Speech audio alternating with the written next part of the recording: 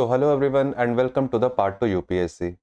हम लोग फॉलो कर रहे हैं हमारा वीकली डिस्कशन सीरीज, जहाँ पे पास्ट वीक में आए हुए जितने भी रिलेवेंट आर्टिकल होते हैं रिगार्डिंग द इंटरनेशनल रिलेशन और इंडियाज़ फॉरेन पॉलिसी, उसका हम एनालिसिस करते हैं।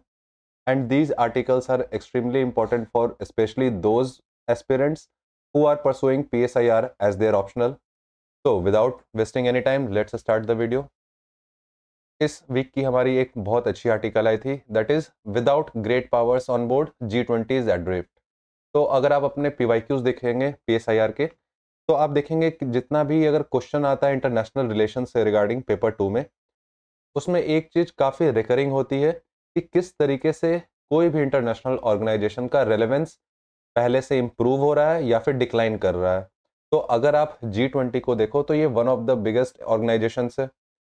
तो इस आर्टिकल में हम ये देखेंगे कि G20 का क्या रेलेवेंस रह गया है मॉडर्न टर्म्स में, और क्या ये अभी भी उतना रेलेवेंट है जितना ये एक टाइम पे हुआ करता था।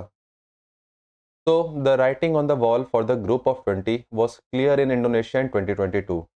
अब इसका कहानी स्टार्ट कहाँ से होता है? 2022 से। 2022 में इंडोनेशिया में हुई थी G20 की समिट, और वहाँ पे फेलियर देखा गया था इन क्राफ्टिंग अ जॉइंट स्टेटमेंट। हर एक समिट के बाद एक जॉइंट स्टेटमेंट रिलीज की जाती है, बट उस साल ये नहीं हो पाया था। क्यों? क्योंकि वहाँ पे डिफरेंसेस थे on the Russian invasion of Ukraine. Russia ने जिस तरीके से इन्वेड किया था यूक्रेन को, उस पर बहुत ज़्यादा डिफरेंसेस हुआ करते थे। तो इस पे एक जॉइंट स्टेटमेंट रिलीज नहीं हो पाया था, और इसके कारण नेक्स्ट ईयर इंडिया को कैमोफ्लेज करना पड़ा bye focusing on the global south. India किसकी बात कर रहा था? ग्लोबल साउथ की। बट कहीं ना कहीं उसके बैकड्रॉप में एक चीज़ तो कंफर्म थी कि G20 का जो स्टेचर हुआ करता था, जिस तरीके से वो रिलेवेंट हुआ करता था by crafting a joint statement, जहाँ पे वो सारे टॉप के 20 इकोनॉमीज किसी ना किसी एक चीज़ पे अग्री करते थे, वो फेलियर शो हो रहा था, वो दिखना स्टार्ट हो गया था। इस महीने जोहानिसबर्ग में G20 का फिर से एक समिट हुआ, और इस बार की अगर मीटिंग की बात करें तो it was reduce to a gathering of middle powers. ये सिर्फ मिडल पावर्स बन के रह गया। क्यों? क्योंकि जो बिग थ्री हैं, US, चाइना एंड रशिया, ये इस बार बाहर थे। तो अगर इतने बड़े बड़े मेजर पावर्स ही बाहर हैं, तो जाहिर सा बात है G20 का क्या रेलेवेंस रह जाएगा। The decision of US president Donald Trump to seek a new detente with China and Russia, तो इसका मेन रीज़न क्या था? तो हमने देखा था अपने पास्ट वीक के भी सारे आर्टिकल्स में कि किस तरीके से US के प्रेसिडेंट डोनाल्ड ट्रंप चाइना और रशिया के साथ अपने रिलेशंस को और ब्रॉडन कर रहे हैं। उन्होंने डिक्लेयर किया है G2 with China and his Ukraine peace proposal suggesting a return of Russia to the G8। साथ ही साथ उनका एक और पीस प्रपोजल है रशिया यूक्रेन वॉर के लिए, और अगर ये सही हो जाता है, ये अगर सक्सेसफुल हो जाता है, तो रशिया को वापस से G8 में लाने की भी बात चल रही है। तो अब इन सारे रीजन से क्या हो गया है, जो G20 का जो रेलेवेंस था इन तीनों country, that is US, China and Russia, ये तीनों कम हो गया है। It has reduce the relevance of the G20 for all three. तो it is instructive to recall how and why the G20 summit came into being. तो सबसे पहले हमें ये जानना होगा कि ये G20 का समिट कहाँ से आया था, इसका इवोल्यूशन किस तरीके से हुआ था। तो it was in the autumn of 2008, just weeks after Lehman Brothers imploded. अगर आप लोग को नहीं पता है तो लेहमान ब्रदर्स एक बहुत बड़ा बैंक हुआ करता था, और 2008 का जो फाइनेंशियल क्राइसिस आया था, ट्रांस अटलांटिक फाइनेंशियल क्राइसिस, उसके बाद ये लेहमान ब्रदर्स कंप्लीटली ब्रोक हो गई थी। और उस समय French president Nicolas Sarkozy and the president of the European commission, ये कैंप डेविड आए, और US प्रेसिडेंट जॉर्ज बुश के साथ इनकी मीटिंग हुई। उन्होंने एक जॉइंट रिस्पॉन्स दिया इस फाइनेंशियल क्राइसिस का। और ये फाइनेंशियल क्राइसिस बेसिकली कहाँ हो रहा था? US में और वेस्टर्न यूरोप में, क्योंकि इनकी इकोनॉमीज काफ़ी इंटरलिंक्ड थी। तो उस समय इस चीज़ की नीड हुई कि कोई एक ऐसा इंस्टीट्यूशन, एक ऐसा ऑर्गेनाइजेशन हो, ग्रुपिंग हो, जहाँ पे टॉप के फाइनेंशियल और इकोनॉमिक क्राइसिस से लड़ा जा सके, उसको अवॉइड करने के लिए एक अग्रीमेंट हो और एक कंसेंसस हो। तो उस समय वैसे कौन कौन से ग्रुप थे मोस्टली जो एक्टिव थे? तो the then existing group of 8 उस समय, क्योंकि G7 प्लस रशिया हुआ करती थी, it would normally have been considered an adequate platform for a consultation among major economies. लेकिन however by 2008 China had emerged as a major economy. लेकिन 2008 तक China भी एक काफ़ी बड़ी इकोनॉमी के तौर पे इमर्ज हो रहा था, and that had the financial resources with deal with the fiscal challenge. और चाइना के पास इतना अच्छा, इतना एनफ फाइनेंशियल रिसोर्सेज था कि वो इस तरीके के बड़े ग्लोबल क्राइसिस को भी सॉल्व कर सकता था। और हमने देखा भी था अपने लास्ट वाले पिछले वीक के जब हमारे डिस्कशन में कि किस तरीके से चाइना ने बेल आउट किया था यूएसए को ड्यूरिंग दैट क्राइसिस। तो अब चाइना यहाँ पे एक इंपॉर्टेंट प्लेयर बन के आता है। बट केस ये था कि अगर G8 से G9 करें तो इसमें चाइना को इंक्लूड करना पड़ेगा, और ये रिस्क यूएसए नहीं लेना चाहता था। It would have been an option, however the US was not yet willing to give China that status. China को ये इतने बड़े रूप से अपने G8 को G9 में एक्सपैंड करके इतना इंपॉर्टेंस नहीं देना चाहता था, क्योंकि उस समय जॉर्ज बुश इंडिया के साथ भी अपने स्ट्रेटजिक पार्टनरशिप को और ज़्यादा ब्रॉडन कर रहे थे, and was also conscious of how India would respond to such an elevation of China. और साथ में ये चीज़ भी उन्हें कंसिडर करना था कि इंडिया किस तरीके से रिएक्ट करेगा अगर चाइना को G8 से G9 में लेके आया जाए। तो Sarkozy reportedly told Bush that there was a plurilateral group of finance ministers that included several middle powers including China, India, Saudi Arabia and Indonesia. So why not elevate that group to a summit level? तो उस समय Sarkozy ने ये Bush को recommend किया कि already एक प्लूरिलैटरल group बनी हुई है और उस ग्रुप में फाइनेंस मिनिस्टर्स ये सारे मिडल पावर्स के मिलते ही हैं, तो क्यों ना इस फाइनेंस मिनिस्टर्स वाले ग्रुपिंग को एक समिट लेवल पे लेके जाया जाए, इस ग्रुप को हेड ऑफ स्टेट लेवल पे लेके जाया जाए। That is how the G20 Finance Ministers Group became a G20 Heads of Government Summit. तो इस आइडिया से ये निकल के आया कि जो G20 पहले सिर्फ फाइनेंस मिनिस्टर का ग्रुपिंग था, उसे हेड ऑफ गवर्नमेंट के समिट के रूप में एलिवेट किया जाए।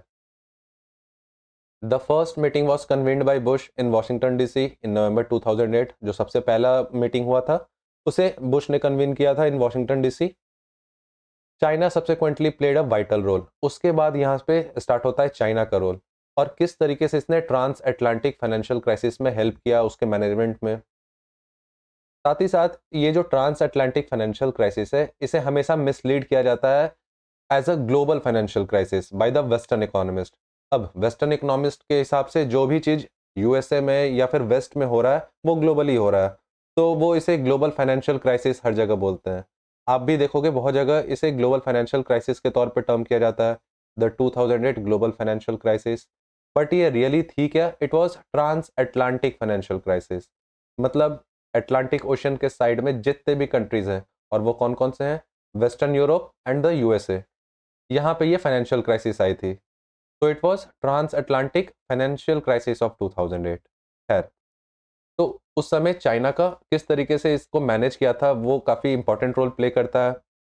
G20 leadership met again in London in April 2009 and Pittsburgh in September 2009. These three summits were the most focused in terms of policy response and created new financial institutions and empowered existing one. तो ये जो starting के तीन थे, पहला Washington में, दूसरा London में, और तीसरा आपका पिट्सबर्ग में।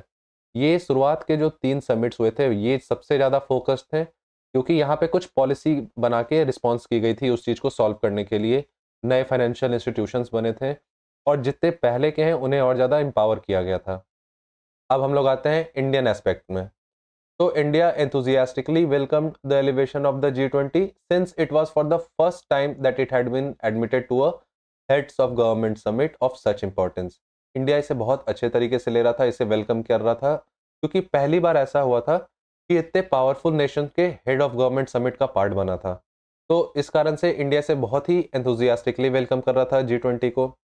Frustrated with the lack of progress in the reform of United Nations and India's induction into the UNSC, it viewed the G20 as substitute. तो क्योंकि अब इंडिया फ्रस्ट्रेट हो चुका था कि यूनाइटेड नेशन में रिफॉर्म्स नहीं हो रहे हैं, इंडिया को यूएन सिक्योरिटी काउंसिल में जगह नहीं मिल रही है, तो इसे ये लगा कि G20 को एज अ सब्सटीट्यूट माना जा सकता है, एज अ सब्सटीट्यूट के तौर पे देखा जा सकता है।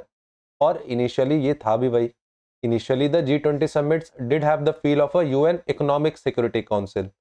जिस तरीके से यूएन की सिक्योरिटी काउंसिल है, G20 ऐसा साउंड करती थी कि यूएन के सिर्फ इकोनॉमिक पॉइंट ऑफ व्यू से वहाँ की सिक्योरिटी काउंसिल है। तो ये फील भी देता था G20 in its initial days. However, after the first few summits, G20 gatherings essentially become talking shops. उसके बाद वही हुआ कि पहले कुछ समिट्स के बाद G20 सिर्फ बात करने वाला एक गैदरिंग स्पॉट बन के रह गया। They have not been able to meaningful address other global challenges. जितने भी बाकी सारे ग्लोबल चैलेंजेस हैं, जैसे कि क्लाइमेट चेंज हो गया, ग्लोबल ट्रेड, इस पे कुछ मीनिंगफुल नहीं कर रहा था G20। तो ये बस एक टॉकिंग शॉप बन के रह गया था।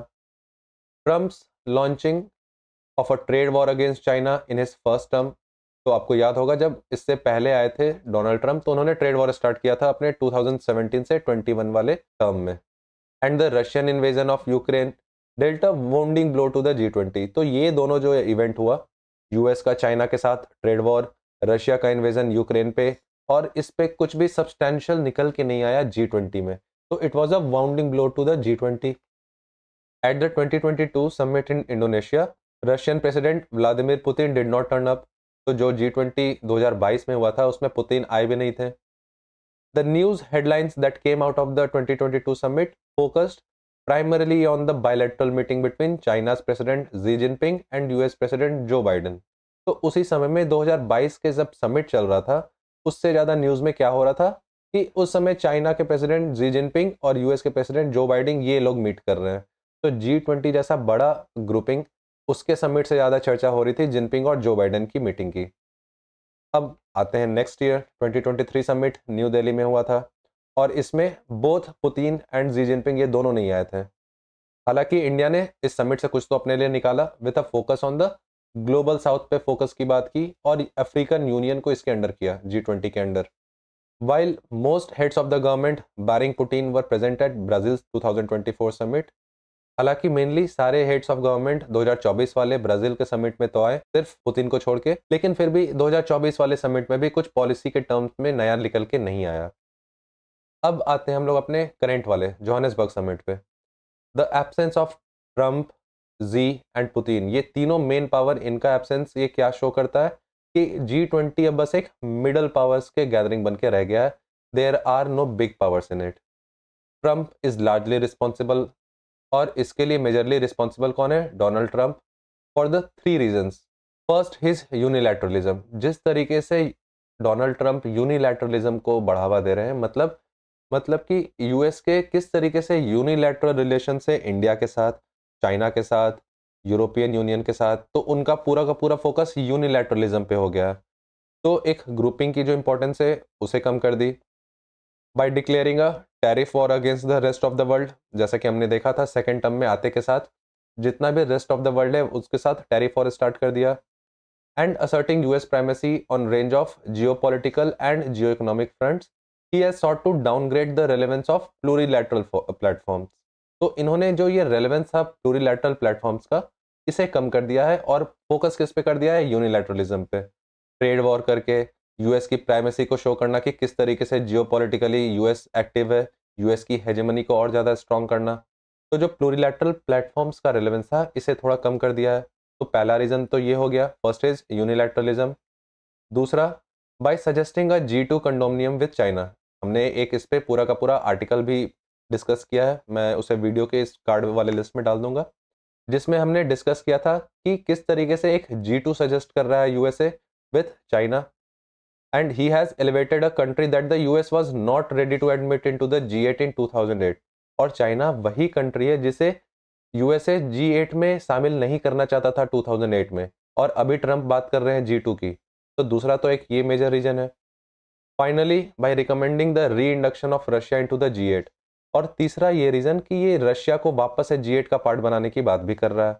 तो ये तीन मेजर रीजन है जिससे कारण G20 का रेलेवेंस अभी कम हो रहा है।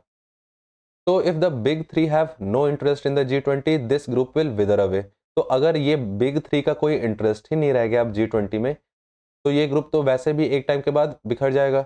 With patchy attendance eight future summits, जहाँ पे कुछ कुछ बस फ्यूचर समिट्स में किसी किसी हेड ऑफ द गवर्नमेंट कोई आ रहा है, बट पूरे के पूरे G20 के जितने भी हेड ऑफ द स्टेट है वो नहीं पहुँच रहे हैं, एक प्रॉपर कंसेंसस नहीं बन पा रहा है। तो ये तो जाहिर सी बात है कि अगर बिग थ्री नहीं रहेगा तो G20 का रेलेवेंस कम हो जाएगा। Few such groups ever shut shop, but their meeting acquire less relevance for their members। तो ये हालांकि पूरा का पूरा खत्म नहीं भी होगा, उसमें मीटिंग्स होते रहेंगी, बट उसका रेलेवेंस नहीं रह जाएगा उनके मेंबर्स के लिए।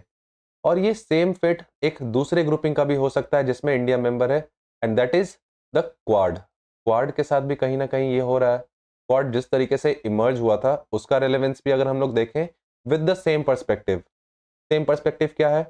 The Trump's new geopolitics in Asia. Asia में ट्रम्प का जो नया जियोपॉलिटिक्स है और ग्लोबली जियो इकोनॉमिक्स में जिस तरीके से ये इंडिया को फोर्स कर रहा है कि चाइना के साथ अपने अप्रोच को चेंज करो, तो ये इसका इफेक्ट क्वाड में भी देखने को मिलेगा। While India is scheduled to host the next Quad summit, जो नेक्स्ट क्वाड की समिट है वो इंडिया होस्ट करने वाला है। Its approach to the Quad may change depending on the new dynamics of the US approach to East Asia. But इसमें India का जो अप्रोच रहेगा क्वाड के लिए वो चेंज कर सकता है इस चीज़ पे डिपेंडेंट होके कि यूएस किस तरीके से अप्रोच कर रहा है ईस्ट एशिया को। क्योंकि जब क्वाड बना था तो उस समय यूएस ने जी2 की मांग नहीं की थी। उस टाइम मेन इसका पर्पस ही था कि चाइना को किस तरीके से टैकल करना है। और अगर एक साइड पे यूएस खुद से चाइना के साथ मिलकर जी2 की बात करता है तो फिर ये पूरा का पूरा क्वाड का कुछ रेलेवेंस ही नहीं रह जाएगा। While Prime Minister Narendra Modi chose to stay away from the East Asia Summit in Malaysia, seemingly to avoid bumping into an unpredictable and Twitter-happy Trump, this group remains an important platform for India. अब आते हैं अपने तीसरे group पे and that is East Asia summit जो कि Malaysia में हुई थी। तो इस बार प्राइम मिनिस्टर नरेंद्र मोदी ने इसे अटेंड नहीं किया था और ये बेसिकली इसीलिए था कि वो नहीं चाहते थे कि ये ट्विटर हैप्पी जो ट्रम्प है उसके साथ ये वापस से मुलाकात हो, अनप्रिडिक्टेबल यहाँ पे कॉन्फ्लिक्ट हो। But still east Asia summit एक काफ़ी इंपॉर्टेंट प्लेटफॉर्म बनता है इंडिया के लिए, क्योंकि the EAS brings together important countries from East and South East Asia as well as major global powers. क्योंकि ईएएस में that is East Asia summit में बहुत इंपॉर्टेंट कंट्रीज आते हैं, ईस्ट के भी, साउथ ईस्ट एशिया के भी, as well as major global powers भी। तो it is today a far more important gathering from the G20 और द क्वाड। तो G20 हो या क्वाड हो, उससे ज्यादा इंपॉर्टेंस अभी कौन रख रहा है? The East Asia summit. It is unfortunate that the G20 has been unwilling to address the major global economic challenges. ये काफी अनफॉर्चुनेट है कि G20 जितने भी मेजर ग्लोबल इकोनॉमिक चैलेंजेस है of climate change, rise of mercantilism in international trade and restrictions on migration, किस तरीके से राइज हो रहा है मर्सेंटलिज्म का इंटरनेशनल ट्रेड में और माइग्रेशन पे कैसे रिस्ट्रिक्शंस लगाए जा रहे हैं, इन सब जैसे मेजर चैलेंजेस को ये टैकल नहीं कर पा रहा है। तो each of these Jio economic challenges can only be addressed through a global consensus. और ये जितने भी ऐसे जियो इकोनॉमिक चैलेंजेस हैं इन्हें एड्रेस किया जा सकता है सिर्फ और सिर्फ एक ग्लोबल कंसेंसस के द्वारा that the G20 could have crafted, जो G20 में पोटेंशियल थी बट ये अभी वैसा सक्सेसफुल नहीं कर पाया। However, by failing to meaningfully focus on them and seek solutions that address both developmental aspirations and economic security concerns, the G20 has made itself increasingly irrelevant. But जिस तरीके से G20 फेल कर रहा है by keeping focus on important challenges, उसका solutions निकालना, एक consensus पे आना, तो G20 has made itself increasingly irrelevant। तो G20 करंट के सिनेरियो में अपने आप को काफ़ी irrelevant बना चुका है। So this was all about this article of without great powers on board G20 is adrift, जिसमें हमने देखा कि किस तरीके से G20 का जो रेलेवेंस है अब धीरे धीरे कम होते जा रहा है। तो I hope you like this video, और अगर आपको ये पसंद आया है तो please like and subscribe and share it with all your friends. मिलते हैं अपने न्यू वीडियो में इन द न्यू वीक। तो तब तक के लिए all the best everyone and have a good life.